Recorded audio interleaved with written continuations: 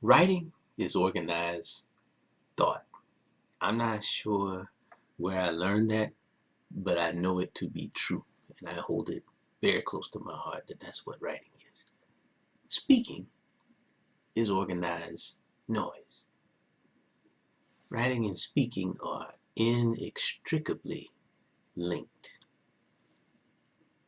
See, sometimes written words can say what the voice cannot, depending on who's listening or not.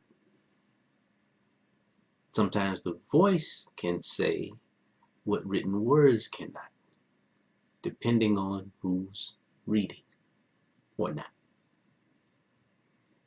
So both are arrows in the quiver that I deliver as truth giver.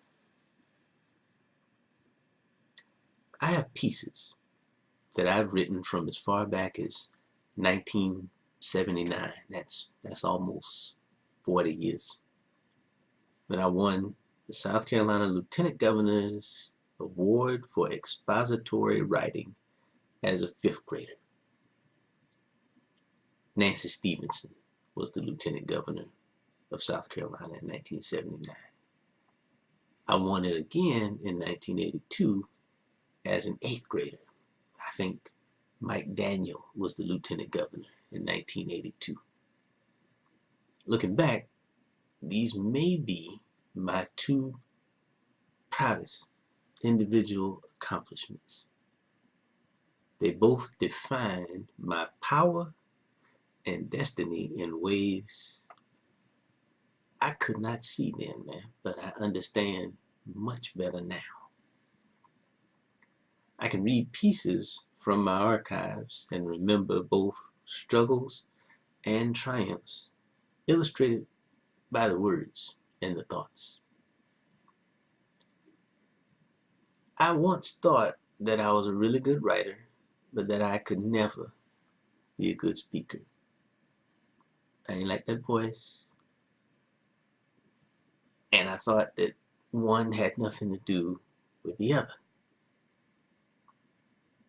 Sometimes, man, the mind is a terrible thing to have.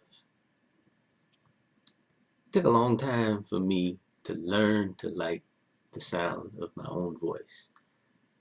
But recording it anyway, even though I didn't like it, that helped. That turned out to really help.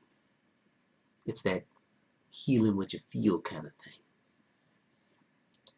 I didn't want to hear or see how much confidence I lacked. But listening to my recorded voice helped me to embrace my abundance and my lack. It showed me how to use my strengths to address my weaknesses. It showed me that my primary weakness was not realizing my evident strength. Imagine that. It may be self-explanatory, but writing and speaking form the foundation of all my enterprise in much deeper ways than the computer. And I've talked deep about the computer, both my love, respect, and regard for it, and how I have weaponized it. See, when I resolve complicated issues with the computer or whatever, I have to explain them to customers using simple, concise prose and vernacular. Vernacular is everyday speech, prose is everyday writing. Same is true for data analysis and synthesis. Selling items on eBay is facilitated by well-written listings that include inviting, properly detailed product descriptions. You don't need hype, you just need well-written descriptions. Let these people know the details, like the inseam and the waist in these pants. They might say 36, but the waist might actually be 36 and a half. Tell them that. Filmmaking is driven by vibrant screen and copywriting, as well as storyboarding, where you draw pictures of what each scene in the movie looks like, and you accompany those pictures with words to pull that whole story together.